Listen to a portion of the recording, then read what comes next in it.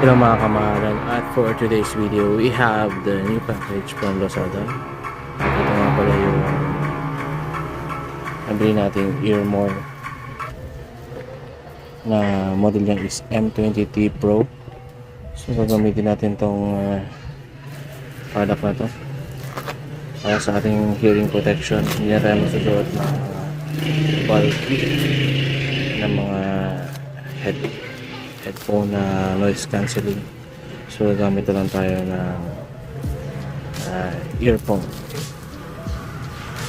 So yan, unbox na natin siya. Samahan niyo ako. Let's go. Pinawasak ko na itong plastic na bubble wrap. At ayan yung laman niya. So thank you seller sa pag lagay ng mga carton dito para hindi madurog yung ating unit.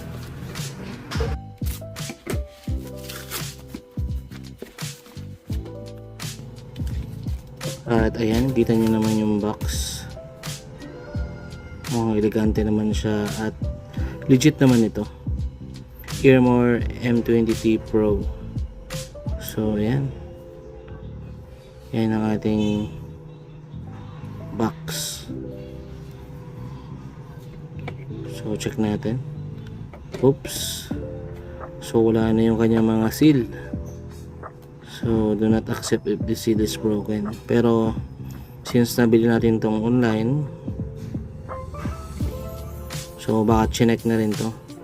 Chinek na ng seller muna bago pinadala sa atin yung unit para makasigurado na mismo yung unit na pinadala sa atin is gumagana.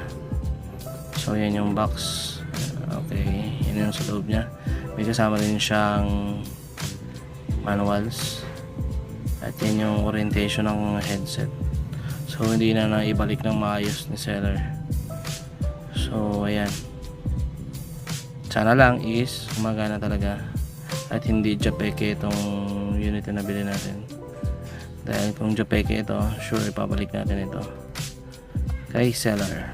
Okay, so ayan, ito yung kanyang case or charging case niya. So maganda yung itsura niya. Tabi muna natin. Focus tayo dito sa mismong unit. So yung earbud na kasama niya, ayan yung pinapasok natin sa ating tenga, is parang ano siya, earplug talaga para sa anti-noise talaga. So kung kayo ay nagtatrabaho sa mga noisy place, kapag kayo familiar sa mga earplugs na ginagamit, parang ganun siya. At ito naman yung box na kasama sa loob ng box. So bukas na rin siya. Siguro chinek na rin ito ni seller bago ipadala sa atin. So yun yun naman, may lanyard ng kasama at itong mga bits and bobs na replacement ng kanyang earplugs. So ayan, at may kasama rin siyang charging wire. Okay. So ayan, wala nang ibang laman nitong box na to. So that's it. So ayan, kung gusto nyo basahin yung mga nakalagay sa likod, yung mga indications na, yung kanyang mga nakasulat, pwede nyo i-post. So ayan, ito mga kasama niyang mga gamit sa loob ng box. At itong kanyang charging case, merong mga nakasulat sa likod. So pasensya na hindi mag-focus ng gusto yung ating camera dahil sa ating lighting. We have a poor lighting here sa kwarto, so sana maintindihan ninyo. So tetesting natin to mamaya kung ano yung kanyang mga features. Alright, yan, binuksan natin yung charging case nya. Yun yung itsura. So wala namang dumi, goods naman from factory. So brand new naman ito pagpadala. Ngayon chinek lang talaga ni seller.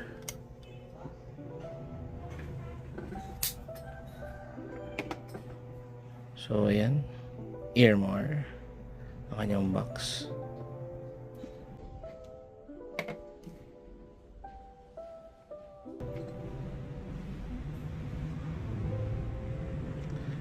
Yan, try natin tanggalin itong kasama sa kanya na earplug, dahil hindi lang naman natin siya gagamitin sa range para sa kanyang noise cancelling features, pero gagamitin din natin siya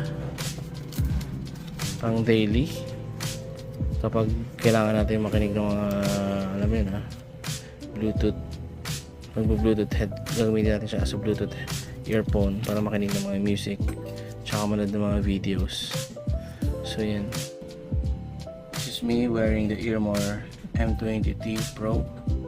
So I have a small ear and this is how it looks like to me when I wear it. So the good thing here, if you wear this, it's like that I'm feeling that I'm having superpowers, you know, that I am having a super hearing powers.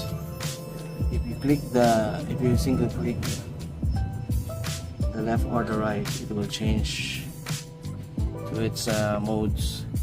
It has a ambient mode.